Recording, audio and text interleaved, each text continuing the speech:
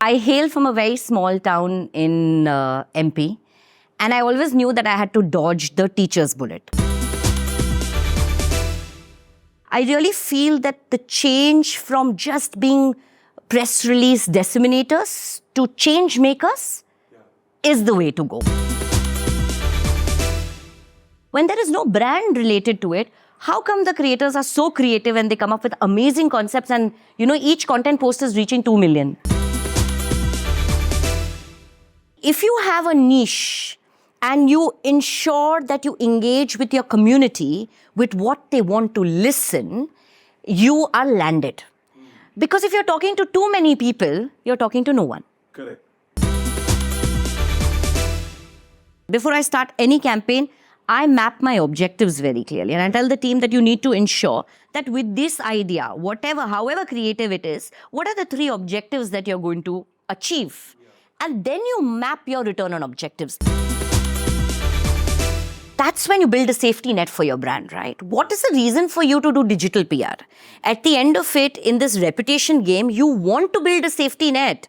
You want to ensure that across the social media ecosystem, there are such positive narratives seeded for you that, God forbid, any day when there is a negative blip, all these things come to your rescue, right? And all these authentic conversations. So what we do is this whole community and fraternity, right? What we are doing with Lafay, what we are doing with Vikroli Cucina is building that community of lifestyle creators, food creators. They are loyalists. Right.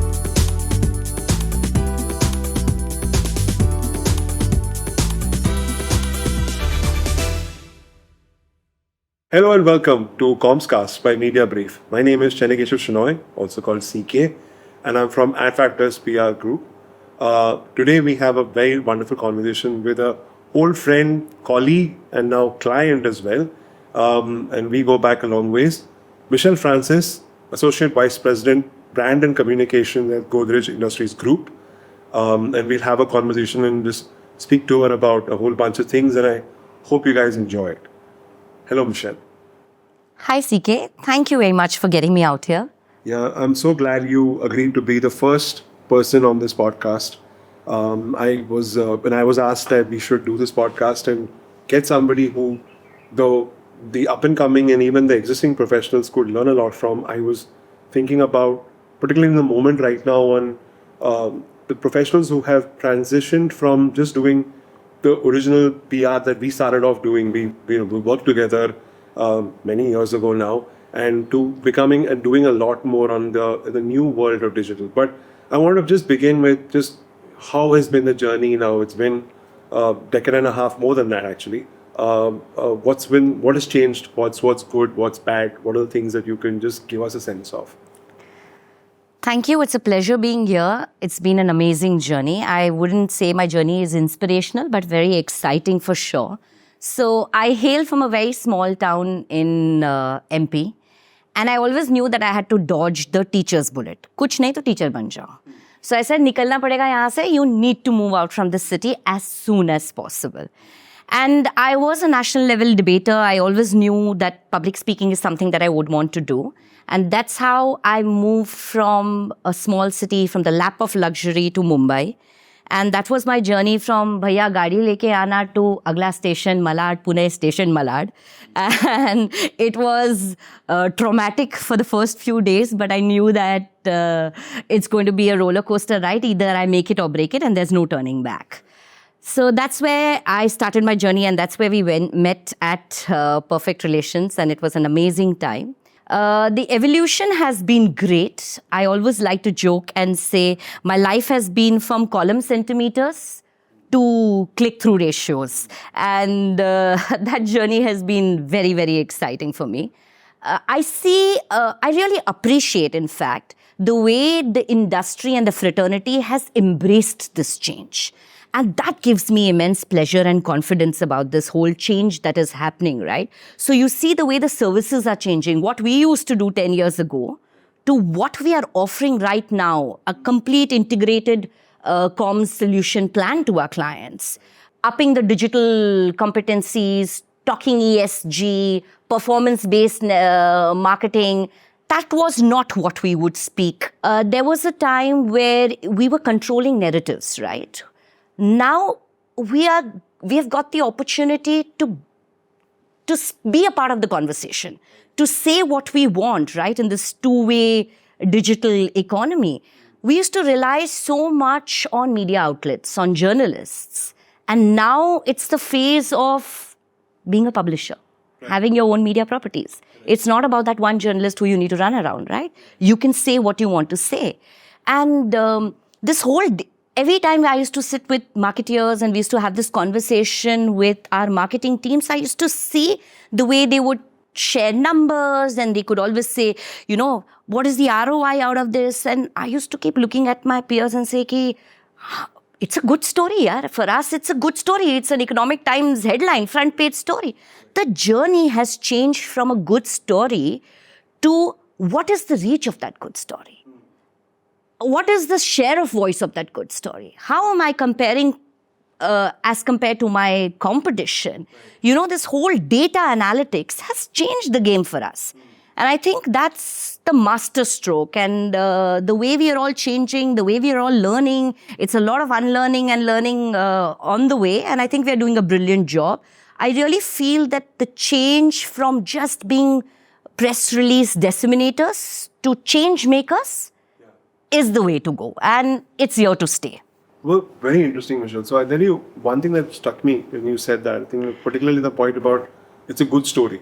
I think that one question I wanted to, and remember the days when brand PR was so difficult to do purely from a media perspective, or driving through getting a journalist to agree to write something which is about our brand or about the messages that we want to drive, which ultimately creates consideration or awareness amongst the customers.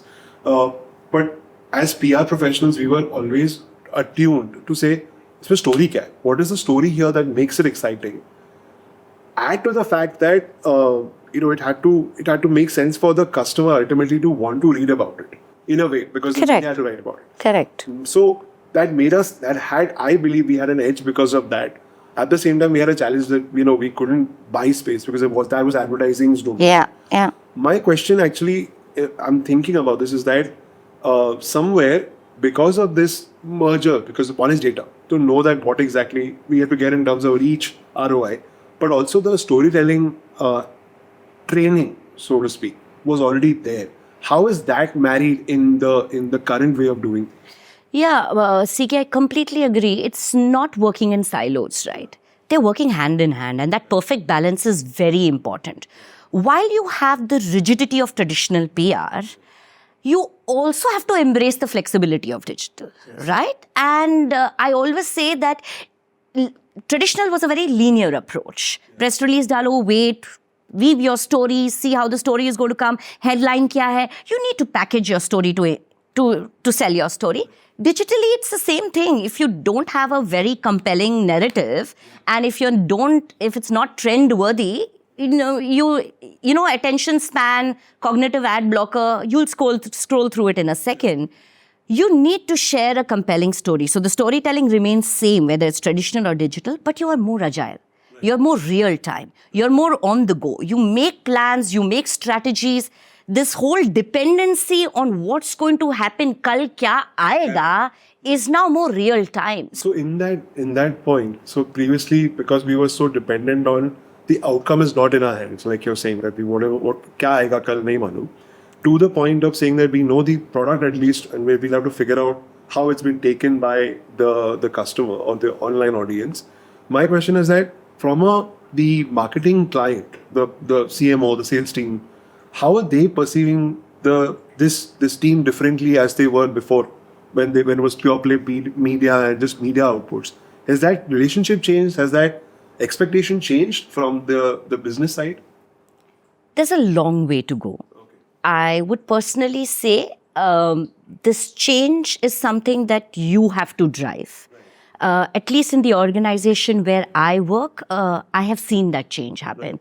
I've seen that change happen from poster lagana, internal communications, to sending out press release to now sitting in Marcom conversations and contributing to their marketing plan, building the narrative for them from what your brand tagline is going to be, right? So that journey is a little ongoing journey for us, but it's what you bring on to the table, right? I think that perspective change has to happen, and you convincing stakeholders, you only have to convince them with proof points. Exactly. I was thinking that data, while you're saying that data has been the reason to fine-tune your campaign or to make sure that you're going towards the result or changing quickly, all of those points.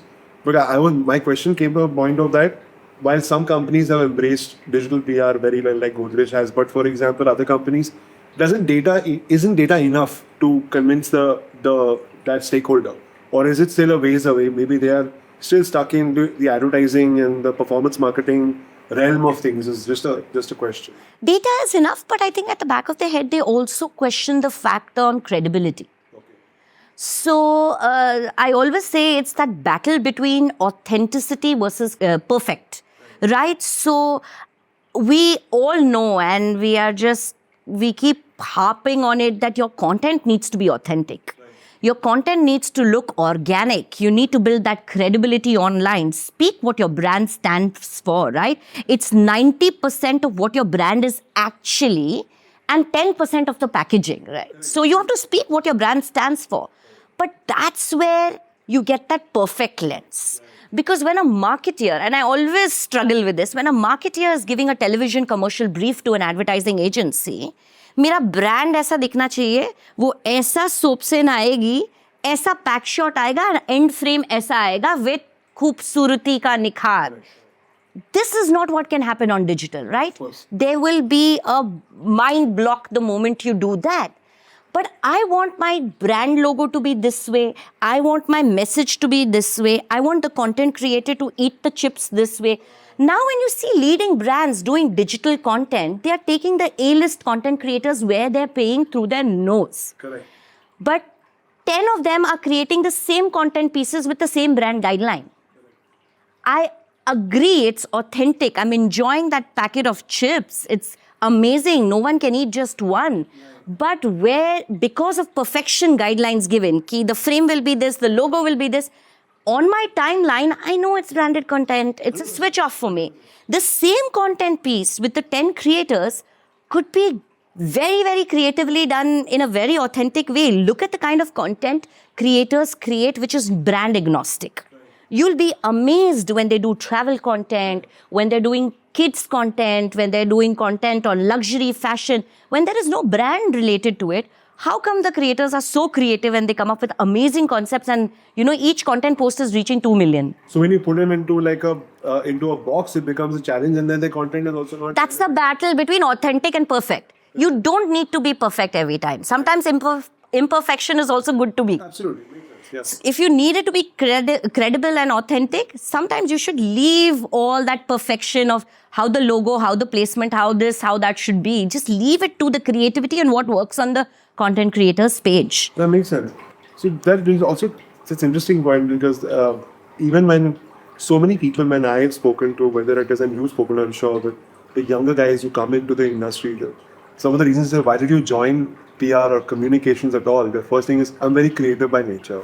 And then they start working in the space and they realize that it's a while away. It doesn't happen immediately. But to the point of creativity, because of the fact that you have a slightly wider canvas, a little bit more you can do, working with creators, working with content itself, and figuring out what can be done with this, which is because of the fact that the output is a little bit more controlled than pure earned media.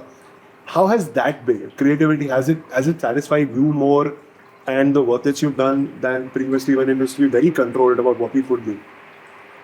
So I personally feel creativity cannot be taught. It's very subjective. I see a bunch of creative ideas coming our way, but creativity also has to be looked at from a lens of relatability. At the end of it, whether I'm communicating on social media or I'm communicating on traditional media as a platform, मेरे को धंधा पानी लाना है. 100%. It cannot be so creative that it's not converting in sales. Right. So that filter and that thing has to be in your head, that how do you have it's a great creative concept. It might work very well for the brand to create that narrative, to create that whole social media surround sound. But what's my CTA? How am I driving that traffic onto my page? How am I driving that traffic to drive some sales? How am I measuring this content piece, right? So that's the conversation we usually have in the room when it's related to very creative or very innovative ideas. But digitally, I think if you're not different, then you're not making a mark, right? So that's very extremely important for you to ensure that your communication has to have something unique in it for you to just catch on to it. Or I always feel that you should, and I keep telling my team, stick on to the behavior that the consumer is any which way is displaying. If you see on social media, the stickiness is for humor. Why can't you share updates of what your company is up to on LinkedIn or any other social media platform in a very fun way? That's what the audience is liking to hear. If that's the flavor of the season, have a brand communication in a very fun way. If purpose-driven communication, and everyone wants that badge on their shoulder, and if purpose-driven communication is something that we would want to share in the community, then ensure that your narrative is authentic, purpose-driven. Correct. So creativity for results rather than creativity for creativity's sake. That's the answer. But my question actually, I completely agree, and you're right, and I agree with those points. But in terms of just, even within that, saying that within the confidence of boss, I need to get results. But I have to, so how do you separate the creativity from creativity just to do something completely different for the sake of it? Or saying that, no, I have to get this result and hence creativity. That is ultimately satisfaction is in executing something which sees results, I'm sure. And that is where how businesses are open to it, and what kind of case you have to make to say, try this out because I know this is going to work. And so very clearly, before any, we also do internal pitches with our stakeholders, right? I need to go and pitch my idea. I need to sell this. Like, please, thoda advertising budget yahan dalo. This is what I can offer. And you have to speak in the language that they understand, right? I know I cannot show return on investments, but I can definitely showcase my return on objectives to my stakeholder, right? If awareness is a return on objective, if just getting data and leads is a return on objective, how can I get that data for them? How can I generate leads for them? How can I make my conversations or the conversations with content creators more performance driven, right? You can have a great review of my shampoo online, but will your code work to get that discount? Only if it works is when you get that additional commercial. So that's when you are putting them, they are on that side where they need to drive that results for you. So that is the conversation that we have, and we showcase it to our marketing folks that this is what we will bring onto the table. I firmly believe that every company is a media company, and we have built very strong own media platforms for ourselves. One in the lifestyle space being Godrej Lafay. We have a community in the food space, which is Godrej Vikroli Cucina. So we showcase the strength and the might of these own media publications to them, right? How can this idea translate on your own media publications? How we can control the narrative? How I can ensure that it reaches the audience? And most often, if you put this in front of them and you show them the return on objectives, the buy-in is there. If the idea is great and you're relatable, right? So you need to relate to what the sales conversation is going to happen, what their marketing message is. We have a program called Elimination of Vector-Borne Diseases, and we are doing a brilliant job with the government. Share that perspective. Get that whole purpose out of what you're doing for the country. How do you need to make India malaria-free by 2030? If that's the agenda, then that's the story that you would want to share. Not like, today it's good night, tomorrow I'll get a celebrity and I'll have a celebrity stand and unveil. See, this is what PR professionals also need to learn. It's not about that one Word document brief that you get from your client. Correct.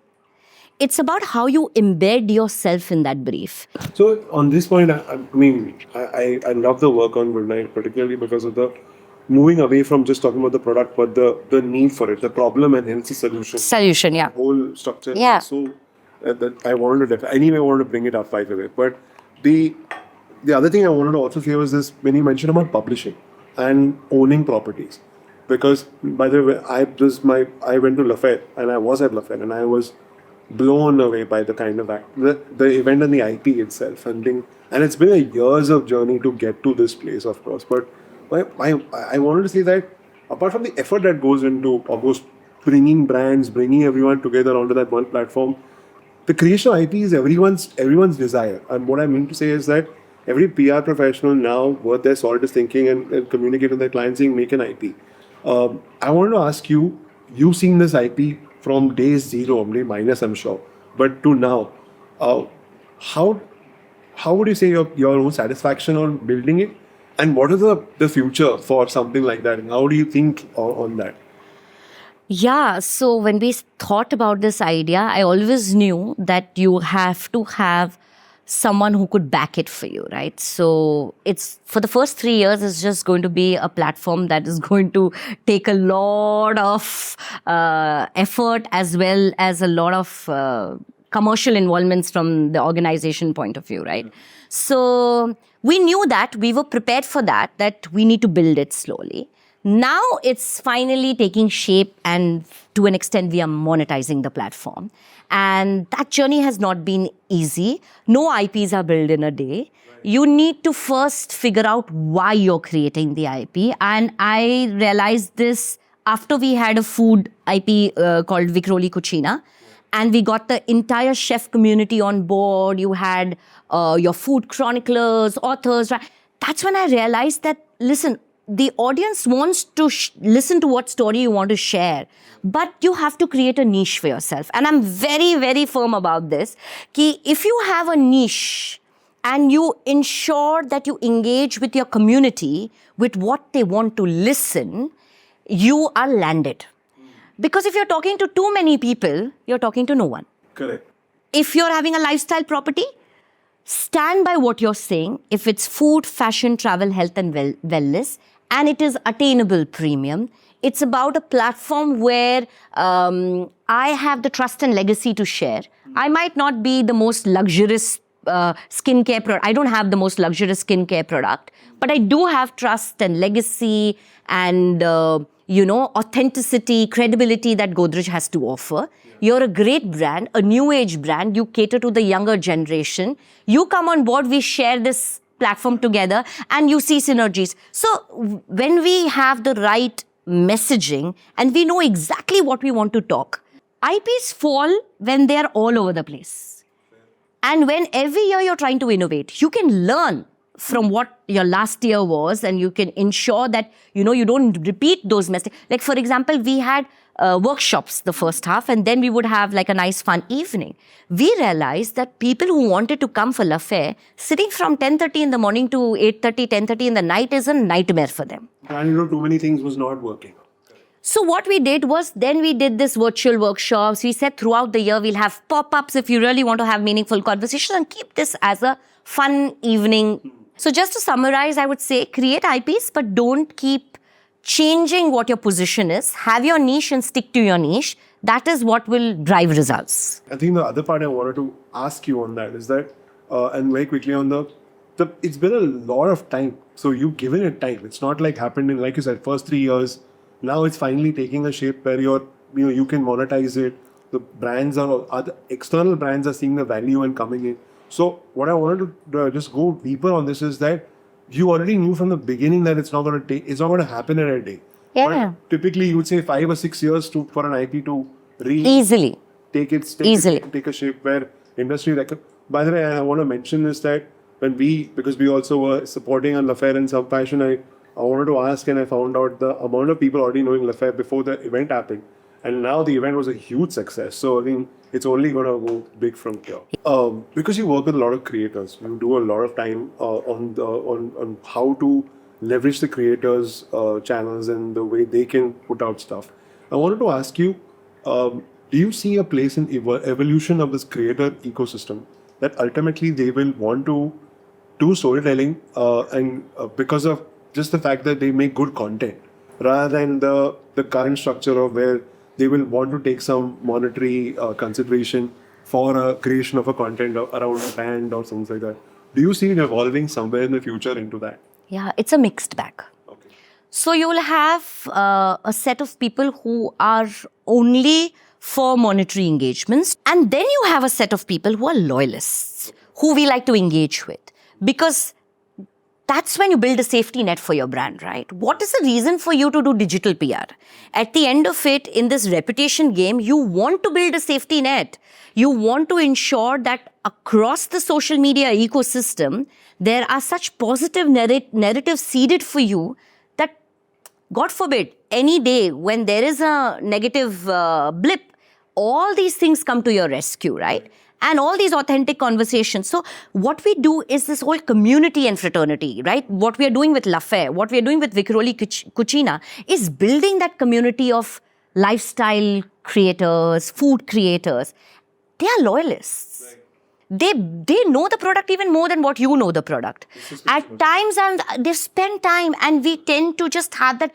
Also look at it when you're having that conversation on their page over and over again, their community of followers start believing more in that content piece. Correct. Because they really know that this brand is what it stands for, and hence the person who I'm following or I'm relating to. I have sessions with most of the creators where they have a say on how they want to deliver this message. I don't cook, Michelle. You're giving me a yummy packet. My followers are not going to relate. Correct. I don't cook. What a brilliant, not many brands think that. Yeah. We have this, do you cook? Do you eat non-veg? Do you do this? That's when I don't have sugar. Doesn't make sense to give that content creator a cola brand because that content creator is talking no sugar, no fried. Yeah. So that's the way we have this conversation with our loyalists, and we build them in a way that at the end of it, somehow, somewhere they start believing in the brand more than you. Correct. I swear by the brand.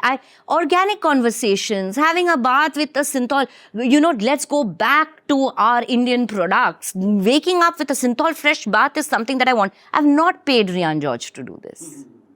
But that's when he's a loyalist. He already believes in it. You start believing in it. Then again, the same thing, that you're giving them an authentic, good product, right? And that's where you're sharing the story that, listen, I am what I am. And that's what when you said, when creativity is all, sometimes you have a brand and you have a purpose and you should share the purpose of the story. There are some brands that have no purpose. Right. Seedhi baat. I have no purpose. I'm a great smelling car fragrance. Correct. I will not take you to the spa the moment you sit in the car seat. I can ensure that when you're driving back to your work or driving back home, I will give you a pleasant experience. And I will uplift your mood to an extent the fragrance can do. Correct. I will not transport you to a different zone. There is no superpowers in this. When you have this conversation and you make it very relatable and you make it like something that the consumer can understand, there are no layers in this. That's when even the digital universe and the content creators understand that. And then they start relating to it. Organically, you see traction on their page. Organically, they're making mentions about you. That's where the tables have turned. When you're not paying for a dedicated reel, but you're a part of their day-to-day life and conversation, that's when you have one loyalist and you won a heart for the brand. It's very interesting about how you've created those loyalists who will adopt the product purely because they believe in the brand now, and that kind of creates content. Just on that point, and just generally in terms of, because you're on the front lines on this, are you seeing anything interesting that's coming up now that will become a bigger thing in the next year or so on the digital side, digital PR side? Honestly, CK, there's so much happening, and we are all trying to soak in everything that we are seeing around us, right? And we feel, no, today this is the trend, tomorrow that is the trend. Sometimes, at least, especially in my personal to-do list, I always sit with something that I first mark at the beginning of the day is to declutter. Correct. I don't want to take these 10 things. I just want to focus on this one piece for my brand and see how I can make it impactful, right? Correct. How I want to own that narrative. Today, I am talking about, like I said, we are talking about ingredient story. There are a set of brands that are also talking about your kitchen story, right? All natural ingredients in your product. And then there is a scientific aspect of both the brands are doing perfectly well. They have an audience to listen to them. So how do I declutter and own my narrative? That's something that you really need to focus on. You don't need to speak 10 things.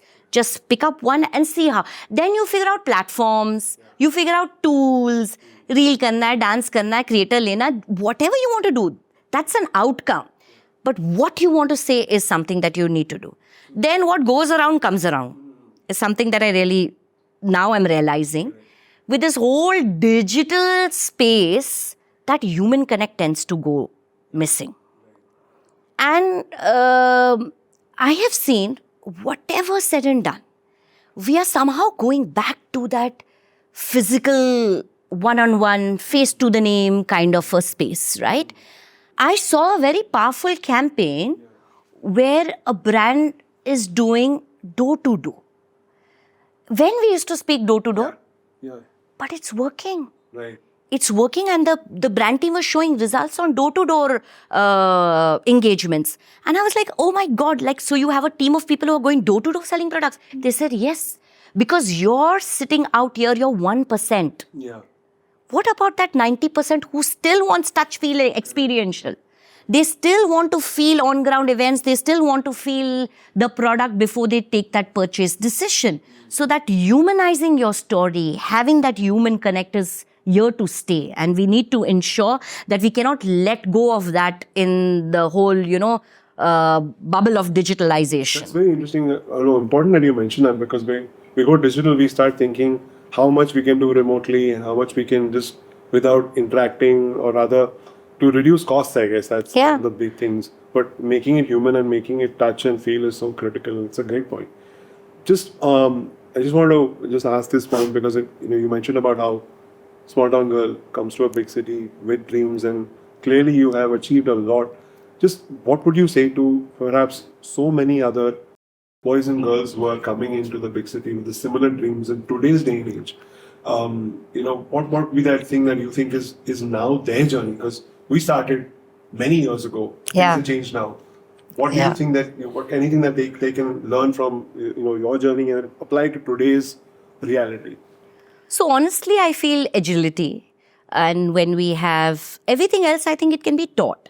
So basically, what we keep telling people is to just ensure you bring your strengths onto the table, right? And we will figure out how your strengths can be utilized. So agility is very important. That willingness is so important, that I want to make it happen. Let's see what happens, right? And it's great, and I see this in the younger lot, it's great to be confident, right? They're extremely confident about their achievements, about their knowledge, because they're born in this zone, right? We had to be taught. They know it all, right? So it's great to be confident, but I think it's detrimental when that confidence becomes entitlement. And that's what I keep harping on. Don't think that you are entitled. Be confident. But the moment when you're confident, your growth journey is beautiful. But when it's entitlement, that's where you close the doors. Your learning curve is, because meko to pata hai. I know this. Right. I'm not willing to listen to feedback. I'm not willing to listen to, maybe there's another way to do this. I believe I'm married to my idea. I am married to my idea when I'm sitting in the room full of people, and I feel that this will help you sell the product, right? So always, I think the youngsters, openness to feedback, rest everything. I think this industry is a place to be in. I see such amazing people, the way the fraternity factor, everyone is there to make sure that we are doing PR for PR, right? We all are in it together. We want to push each another up. But if we have these pieces in place, especially the younger lot, then it's easier for them to climb the ladder, I personally feel. I echo that. I see that as well in youngsters, and I hope they pick up from what you just said. I think you've also been saying a lot of storytelling and narrative, and a lot of the answers. So just the medium has changed, but ultimately it's still storytelling. And so a lot of that training of doing the hard knocks and getting the storytelling has helped in transfer that into the new medium. But I can speak to you for 4 hours, Michelle. There's 15 other questions which I haven't asked because of paucity of time. But it's been so great to talk to you, and very first episode. I hope everyone gets as much from that I got also new things in this conversation, and it's been awesome. This is the first episode. What did you think about CommsCast and what we're trying to do here, and any feedback that you'd have for us, it'd be awesome. I would really like to thank you, CK and CommsCast, to give us this opportunity to speak, because I personally feel if we have more of this, that's when we can bring that change and do PR for PR. So I think we should continue on this journey, have more conversations, get more leaders to speak to our community, to share all the learnings that we have, and ensure that we get something out of it and we practice it in our day-to-day lives, right? It's great to be a part of sessions and hear conversations, but if it's not practiced, it's just a good session that you were a part of. Thank you so much. Thank you so much, CK. Thank you for having me over. So that was our first episode of CommsCast by Mediabrief with Michelle Francis, Associate Vice President, Brand and Communication for Godrej Industries Group. I got a lot out of it. I hope you got it as well. Until the next episode, this is CK from Adfactors PR signing off.